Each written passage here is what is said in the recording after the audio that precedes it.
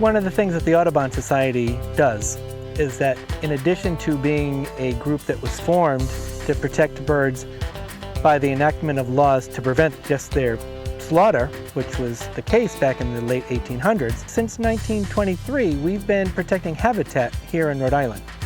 We have 90 different wildlife refuges in the state, in the 30 of the 39 communities. It encompasses 9,500 acres of forests, wetlands, fields, swamps, ponds, along the shore, salt marshes. And the whole idea is to protect the habitats that wild birds live in.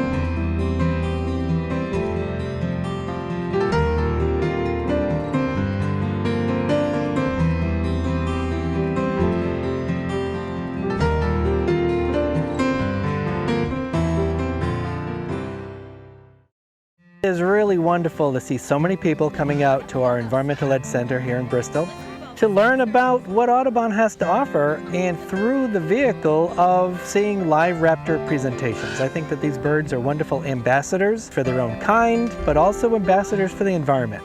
I think birds are good symbols that it's all connected.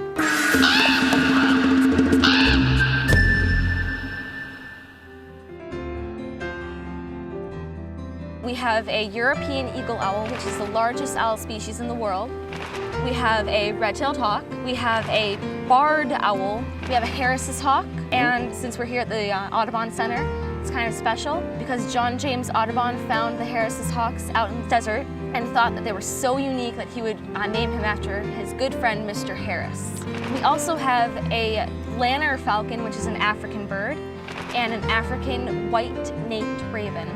Now the African white-naped raven has the largest beak of all the ravens and crows. It's sort of hornbill looking, isn't it? Yeah. And we got her at 2 months old.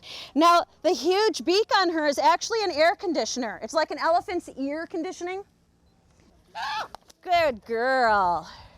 So as a scavenger, she spends her day foraging. Everyone's had a hoot, no pun intended, just watching her so busy. She can take down the largest prey of all the raptors, along with golden eagles. They can take prey as large as wolves, small deer, skinny fourth graders.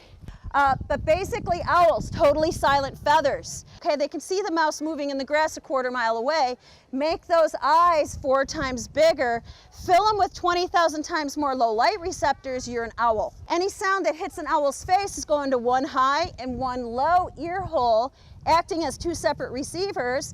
They can swoop out of the tree, punch their feet in a foot of snow, come up with their prey without ever seeing it.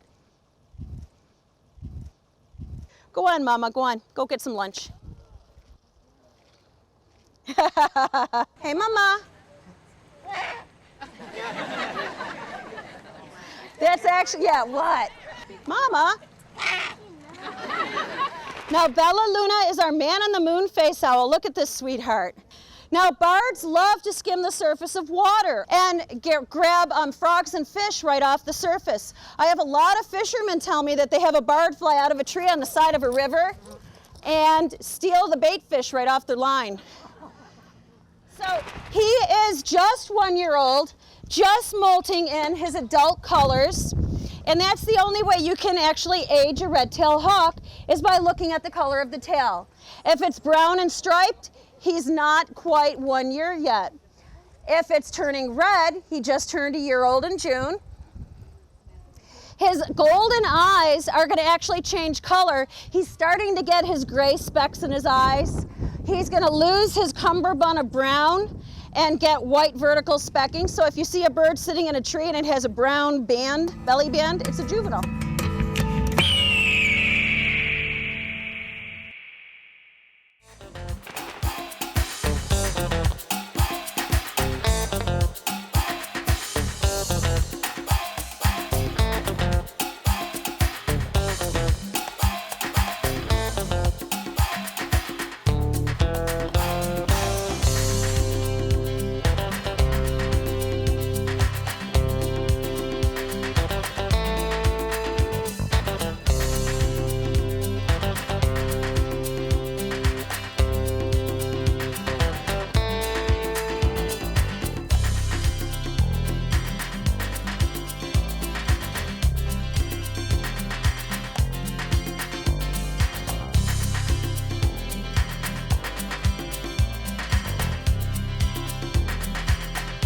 Now this is Savannah. She is our African Lana, but falcons basically hunt other birds, take them right out of the air, fly in at 100+ miles an hour and just wallop that other bird with their feet, come back around, low-level stoop. It's a smallish falcon. A male peregrine falcon would be about this big. A female peregrine would be twice as big.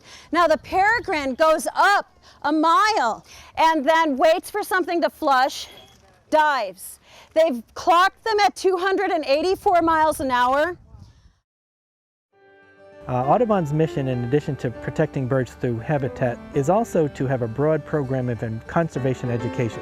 Whether it's for families out on a day like today learning about raptors, or it might be a bird walk for a small group, or a butterfly walk, or a kayak paddle on the river to learn about the environment. Also, we do a lot with school children, whether they're coming on hikes at our refuges or we have our naturalists in the classroom. It is a real treasure for Rhode Island.